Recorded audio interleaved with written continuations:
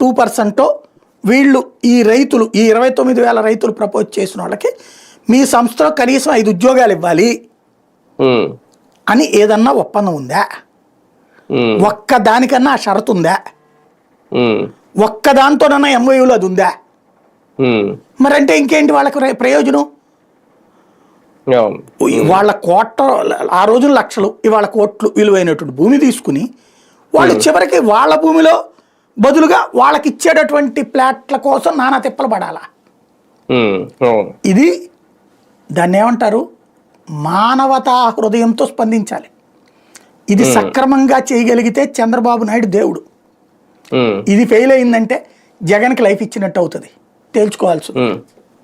అంటే ఈ ఫెసిలిటీస్ అన్నిటికి సంబంధించి అన్న ఒక జీవో ఏమన్నా విడుదల చేయాల్సిన అవసరం ఉంటుందా రైతులకు నమ్మకం కలగాలంటే?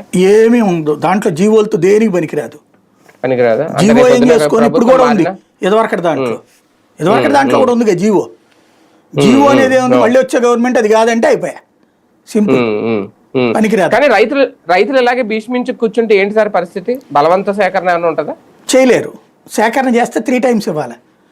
వీళ్ళే చెప్పారు రూపాయలు ఎంత అయిందనేది. అట్లీస్ట్ 40 లక్షలు చూపెడతారు. అక్కడ ఏం లేదు, ఒక రైతు పక్క రైతుకి 1.5 అమ్మినట్టు రికార్డు రాశాడు అనుకోండి, మనకున్న భూసేకరణ చట్ట ప్రకారం హైయెస్ట్ రేట్ రిజిస్ట్రేషన్ రేట్కి 3 times ఇవ్వాలి, లేదా రిజిస్ట్రేషన్ వాల్యూకి 3 times. అంటే మార్కెట్ వాల్యూకి 3 times కానీ హైయెస్ట్ రిజిస్ట్రేషన్ వాల్యూకి 3 times కానీ. హైయెస్ట్ రిజిస్ట్రేషన్ వాల్యూ ఇట్లుందనుకోండి 3 times అంటే ఏమైపోద్ది?